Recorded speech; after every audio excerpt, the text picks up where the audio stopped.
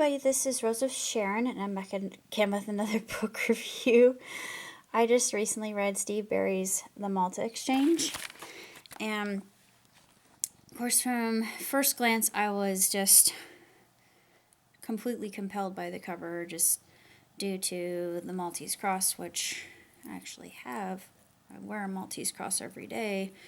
I forget all the 8 virtues of the Maltese Knights themselves, but they were quite a pivotal island in a lot of historical events, and Mr. Barry goes into a lot of what made Malta so pivotal. And of course, there are a lot of elements here that are very conclave and covert, which add to the mystery and suspense of the novel itself.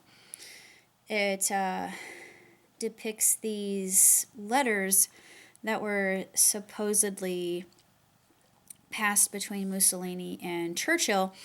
And I'm not sure how true that was, since this is historical fiction. He probably embellished a little bit in making a compelling story all the more compelling. And of course, there is Constantine's Cross, which, oddly enough, there's a movie that's coming out called Tenet that features Constantine's Cross. So I thought, well, how apropos that I would be reading about that, because I'm just absolutely mesmerized by it. But it's got palindromes, and some scholars state that it says the farmer Arepo works wheels, which is nothing more than gibberish, but having laid out the actual acrostic itself, it actually spells out Pater Noster, which is our Father, the Our Father.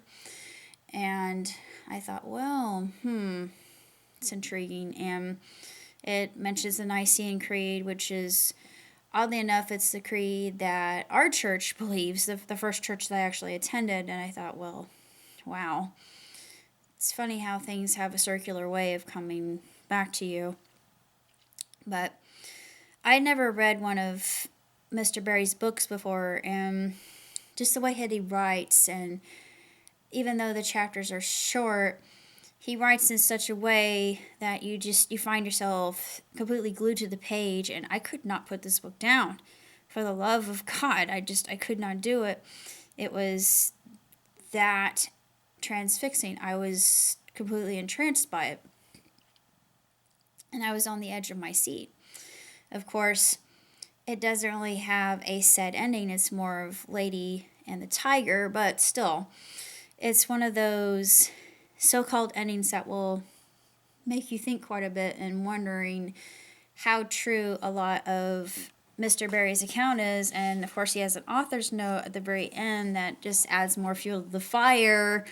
You think, I wonder. And even as a World War II buff, I always learn quite a bit about the Second World War in and of itself. I love the Second World War. I don't know why. I adore the Second World War.